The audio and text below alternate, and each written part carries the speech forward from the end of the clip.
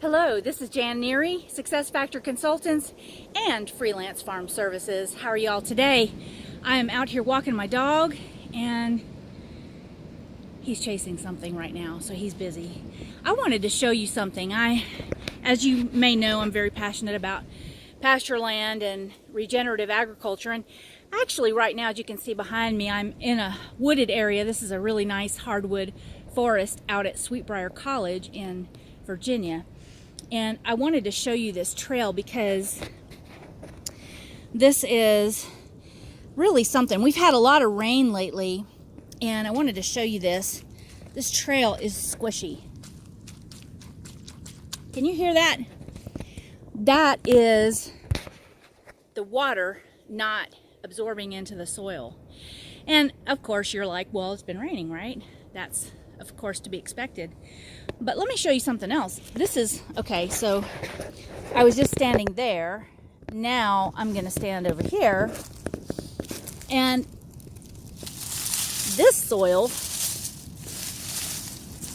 is damp, but it's certainly not squishy.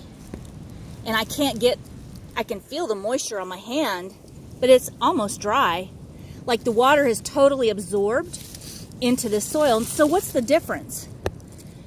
The difference is that, number one, this leaf matter has protected the soil, the covering on the soil, so that the raindrop doesn't hit so hard that it erodes the soil. Secondly, it's provided a buffer from the elements for the microbes in the soil so that they can continue to do their work. See all these old leaves down here, they're breaking down. There's a lot of microbial insect life going on here. Funguses, I can smell the earthy smell, smells really good. And that is going on under these leaves. There's my buddy. He's gonna need a bath when we get back. But over here, I just want to show you this because this is really important to understand. Look under these leaves. Nothing is breaking down. It's just whole leaves, hard soil. I mean, there's nothing there. It's just mud. It's very wet. You can see the water on my hands. And so the compaction of the soil, because this is a trail, and of course the trail is being walked on by horses and people, and sometimes there are bicycles and other things going down this trail, so it does get compacted. That compaction creates an anaerobic environment, which is really not a good environment for all of the microbes that need to be breaking down all of the leaf matter that's out here. And so what you've got is a broken water cycle here on the ground. And that broken water cycle, just the water is just pooling up, or when it gets to be too much, it runs off. But up in the forest, where there's no trail, where there's no compaction, the soil is loose. It's actually, you can feel it. It's like a cushion under your feet. It gives.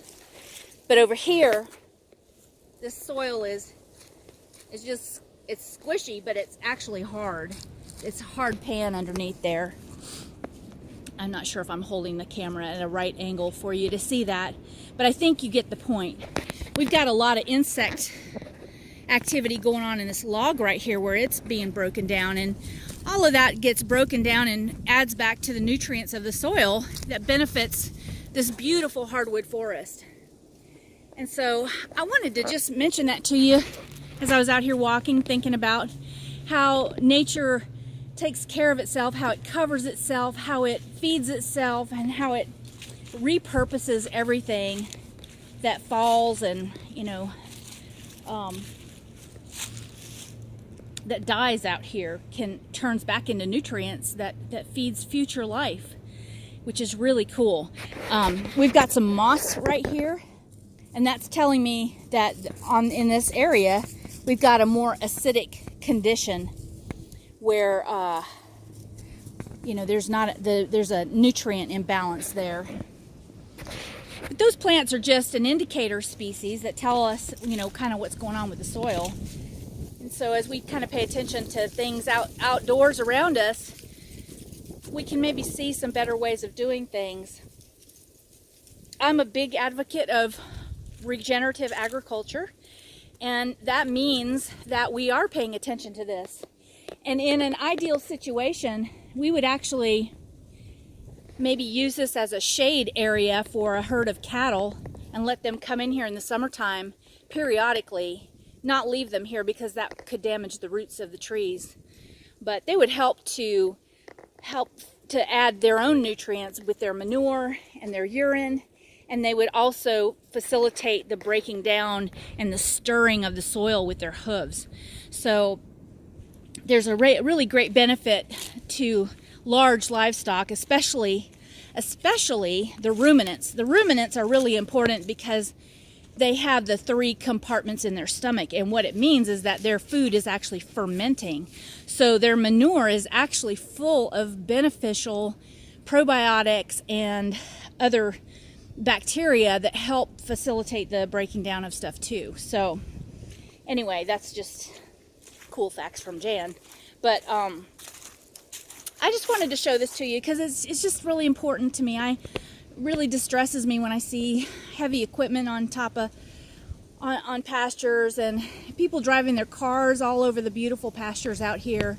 That is just ruining. It's really, really destroying the soil, and it's very difficult. Any farmer knows that if you drive a tractor on land and you get a rut, it is really hard to get grass to cover up over that and get it healed up, unless you go in there manually with more equipment and even out the land and plant it with something. The first species that would come into a damaged area like that are going to be weeds, because those are nature's band-aids. They are the first plants in the succession of plants when the land has been scarred. So anyway, we're going to enjoy our walk, and I hope you all have a wonderful afternoon. It's just beautiful out here today. We haven't seen the sun in quite a few days, and I'm really enjoying my walk with my dog. So y'all take care. Please like and share, and find me on the other platforms. I'm got a podcast too, and I'm on Facebook and LinkedIn, and of course YouTube, and I'd love to see you there. Thanks.